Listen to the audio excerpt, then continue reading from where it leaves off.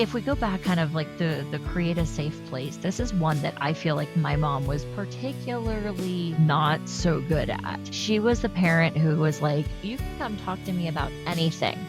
And I really truly think she believed that.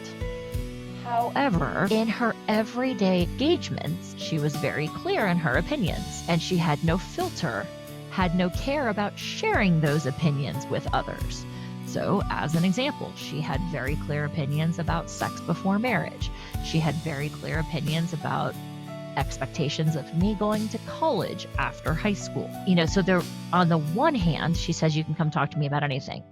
On the other, if it had turned out that I was pregnant before marriage, her daily engagements with me told me I couldn't go talk to her.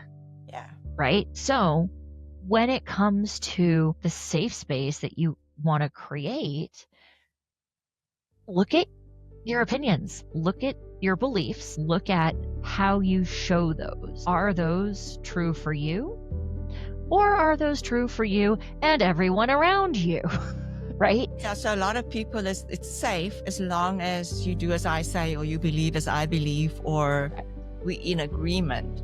The safety completely disappears when there's a disagreement. And we see this in society these days. Whenever Absolutely. people, there's like no safety in friendships or in any relationships, strangers even, if there's a disagreement. So then there's, so it's like a lot of people have the safety when they agree with other people, but they cannot create safety in themselves and in their container with the other person if there's a disagreement or a total different opinion.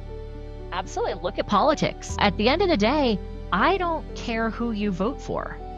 I care that you vote. I care that you vote for who's important to you. Especially as women, I am passionate about the fact that, like, my grandmother was in the early days of being able to vote. She knew women who couldn't vote.